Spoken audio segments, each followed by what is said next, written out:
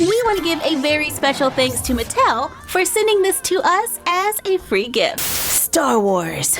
Barbie! You've seen Princess Leia and R2-D2 from the Rebel Alliance. Now, get ready for the dark side with Darth Vader Barbie.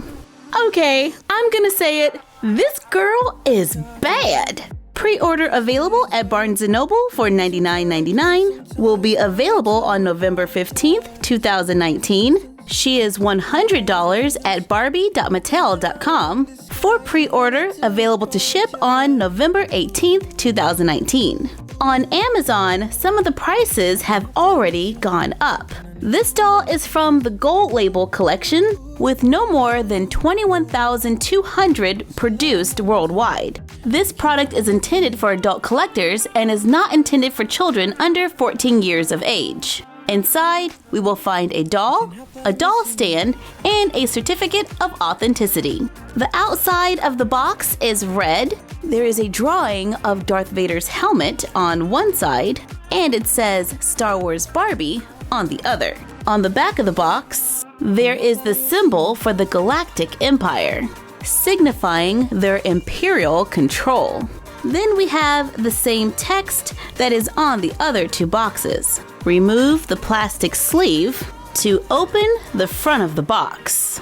There is a full body sketch of Darth Vader on one side and the concept art for the inspired doll on the other. Robert Best is the designer, and this had to be a fun doll to design.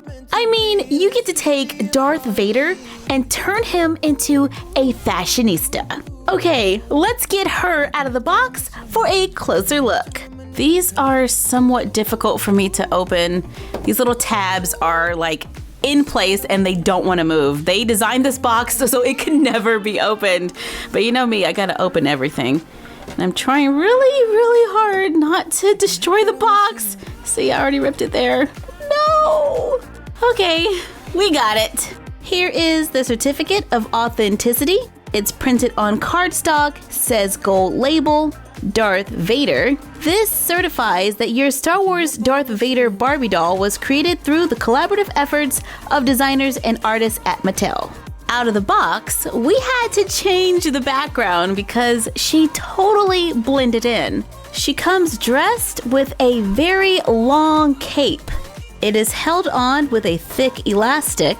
The cape is gathered at the shoulders and hangs down in the back. I removed it from the doll so you can better see the construction. It's got a loop of elastic and then it's sewn onto the sides. She wears a black fitted shirt with a plastic belt going across the top. It fastens in the back and is removable. She wears black striped patent leather gloves with the fingers cut out, a black plastic shiny peplum top. I hope I'm saying that right. I just wanted to call it a black bustier with a skirt, but online it said peplum. There is a belt sculpted to it with some little silver details and a red line down the center. And this goes all the way around, which is awesome because the other two had belts that were only in the front. However, I'm not seeing a way to remove this. It looks like it's pretty much locked on and you would have to break it to remove it. I could be wrong, but I don't see how I'm supposed to remove it. So I'm very happy that it does go all the way around, but I want to be able to remove it. You know, I want my cake and I want to eat it too. She wears a black pencil skirt that is sewn into panels. On the side, we have what looks like a faux leather that has a stripe. Then there's a patent leather in the front, and then the stripe on the side. And there is a little tiny split in the back. It looks like it fastens with Velcro. And yeah, she is sewn into the shirt.